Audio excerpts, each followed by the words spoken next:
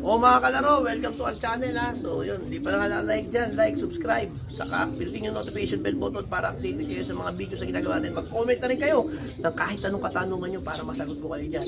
Tapos itong channel natin para sa newbie, 10 years newbie, at saka yung mga gustong mag-upgrade sa pag-iibon, at saka matuto pa sa pag-iibon.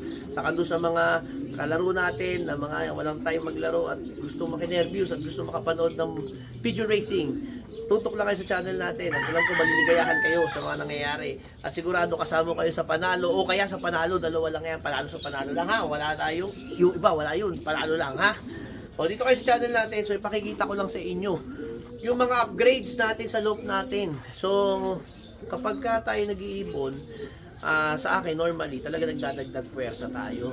Ba't nagdadagdag puwersa okay naman na nare-resulta.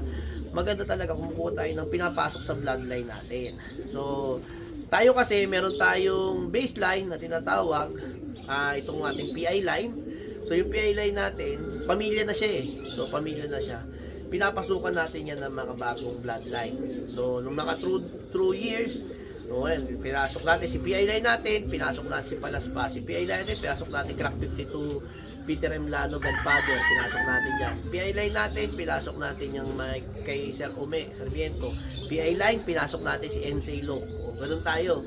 So kaya yung nagtatanong, bakit daw tayo kumukuha pa ng ibon sa iba, ba't pa tayo nagdadagdag ng ibon sa iba? Ganun tayo kalaro. So we are still looking kasi dapat lagi ka nag-upgrade eh. Kumahanap pa tayo ng mga pandagdag sa bloodline natin na makakatulong. So ngayong season na to meron tayo PI line cross drapa. Pakikita ko sa inyo ha. Ayan ang PI line cross drapa natin.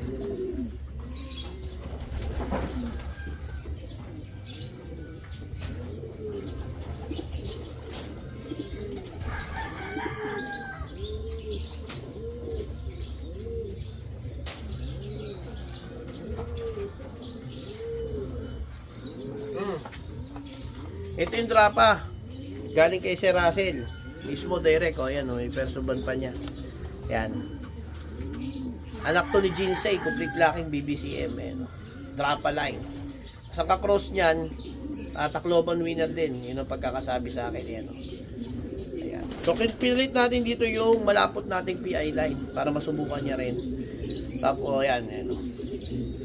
Tapos ito yung PI line natin na inbreed.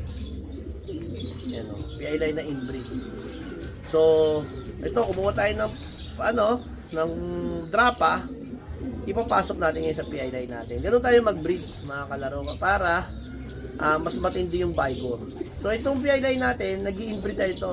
Ngayon, nagpaparami tayo ng inbreed ng PI line natin. Kasi, ang ginagamit natin breeder ngayon sa loob natin ng PI line, sa 10. So, dadagdag pa tayo ng mga ganun. So, yung PI line natin. Ngayon, ito yung kakross niya na drapa. So, yun yung sinasabi ko sa inyo. Ngayon, may mga dinagdag puwersa tayo. Ipakikita ko sa inyo.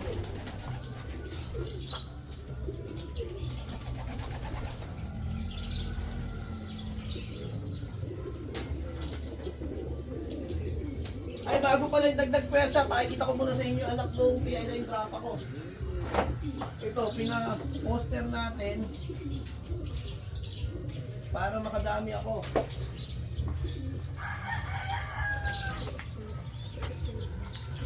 Yan, pina-poster ko yan. PI line drapa yan, no? Dala kang MacArthur ban na yan. MacArthur ban. PI line drapa. O, yan na. So, ayan, masusubukan natin ngayon. Meron na tayong mixture ng PI line drapa.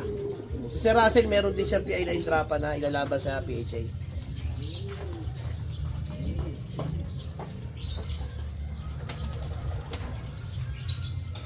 Yan.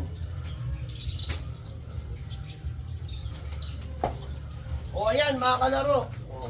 So yun. Papakita ko sa inyo yung mga dinagdag pesa natin sa loob natin ha. So nung mga nakaraan, nakita nyo naman manilok visit natin. So papakita ko sa inyo yung mga dagdag pesa natin. Ito. Dagdag pesa natin. Oh, blue bar ha. Itong ibon na to, galing to. Siyempre, doon sa harang ng Taytay, yung coordinator natin dyan, si Richie Rivera. So, itong ibon ni Richie Rivera, kukross natin ngayon sa ating PI line. So papagulangin lang natin sa MacArthur band to, yung ilalaban dapat. Yung naawitan natin. Ayun, nakuha natin. So ang magulang niyan, ito. Ayan, yan yung tatay at ito yung nanay. Yan. At saka yan ay maglola. No? So yan yung bloodline na kinuha natin, dagdag. Dalawa to. Isa pa. Yan, oh. Dalawa. O yan, dalawang ibon. Dalawa, pandagdag pwersa. So ito ay mga ibon ni Richie Rivera. So sa akin, kapag ganyan na kinukuha natin ibon natin sa mga fanshares na malulupit talaga, hindi na ako ganong tatanong ng mga bloodline. Pagka ano na lang, kasabihan nila yung mga pasok. So yung mga pasok nito, nandun sa video naman na ginawa natin. So itong dalawang to, dagdag pwersa sa ating loop, mga kalaro. So ayan, yan sila. Ayan. So ito yung mga magulang niya na. Ayan na, ayan na. Oh. Ayan, ito yung mga magulang niyan. Malulupit to. Malulupit. MacArthur. Yung isa ay MacArthur winner. No, yung isa naman, yung magulang nito, yung magulang niya ay MacArthur winner yung nanay. Yung tatay naman is complete lacking ng South, saka MacArthur finisher. Grabe. Tapos maglola yun. Oh, so inbreed siya. So maganda siya talagang pangtago at pang pasok sa bloodline natin, mga kalaro, tawid dagat specialist. Okay, so PI line cross, Richie Rivera line. Yun ang gagawin natin, ha? Okay, so may papakita pa ako sa inyo isa. So yun ang ginagawa natin, ha? So cross tayo ng ibon. So kaya kung meron kayong matibay na bloodline, maganda kumuha kayo sa akin kahit PI line crosses, kasi ipapasok nyo sa inyo, o magantay kayo ng mga inbreed nating PI line para maipasok nyo sa bloodline nyo, mga kalaro. So ganun lang, para masubukan nyo yung dugo. Ngayon, importante nga, kagaya na sinabi sa inyo, yung baseline ninyo para hindi kayo malito. Kasi nangyayari sa atin, pag madaming ibon, iba-iba na yung pasok. So magulo na. So sa akin lagi, lahat ng panlaban ko may kakross yan na PI line, may pasok yan. So pag nanalo, kalahati ng ibon or 1/4 ng ibon akin. So ganun ako maglaban. Mangilan-ngilan lang yung mga puro. Kagaya ito, nilalaban ko kay Boss Egay, kay Warden. Nilalaban ko ng puro. So dalawang season na pares na karga ng MacArthur din ang umuwi. Pero nilalaban ko yun ng puro. May mga ganun din ako. Tapos yung magiging anak nila, minsan kinocross ko din sa PI line. Ganun ang ginagawa ko. So meron din tayong iba pang mga bloodline dito. Example, kagaya nung kay Adora, yung kapatid ng Esperanza winner niya, andito. Yun, pinapasok niya sa PI line. Nakarga ko rin ng MacArthur, hindi rin umuwi. Pero nakarga ng MacArthur, di ba? Malupit. Ngayon, ipapakita ko sa inyo yung huli kong kinuha na ibon. Ha, teka lang.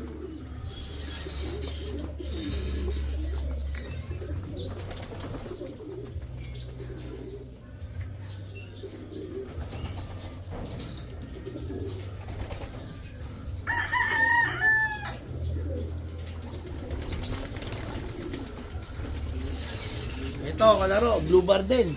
Ito. Ito. Grabe ito, kakukuha ko lang. Itong bloodline na to, galing sa matinding idol natin. Ano to?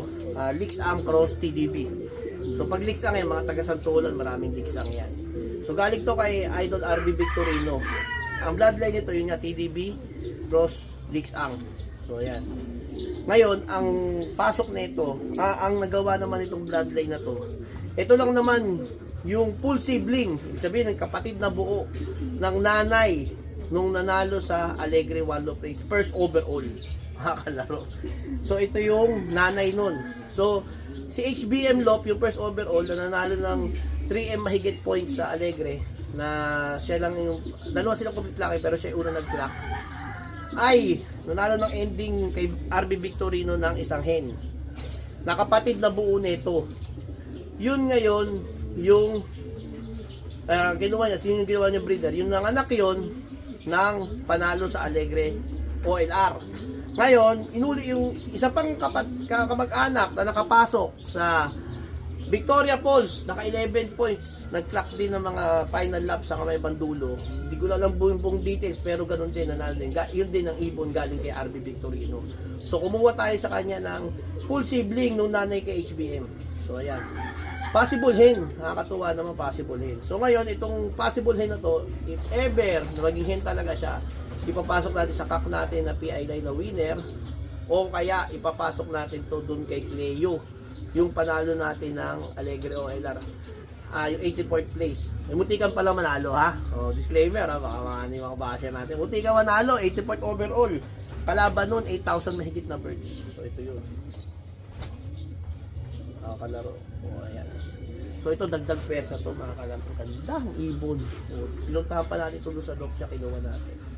O, yun, mga kalaro. Sana may natutunan kayo. So, ang gagawin yung breeding, baseline ninyo, kung ano yung maraming nananalo sa inyo, yun, paramihin nyo yun. Papasukan nyo ngayon ng mga ibon nyo ng mga kinukuha sa ibang lock. For example, ito PI9, pasok mo kung ano yung mga ilalagay, ipapasok mo dyan. So ngayon, doon from there, makakuha kayo ng ibon na maganda ang Vigor kasi cross yun eh. No? So ngayon, meron ako ditong mga PI9 cross palaspas, pinapasukan ko yun na iba. Kaya nung PI9 cross palaspas ko, si Ultra, winner ko yun, pinasok ko ngayon si Manny Zamora. Ibon ni Manny Zamora na anak ng winner, si Wikika, pinasok natin. Pak, yun yung Tacloban champion. Diba?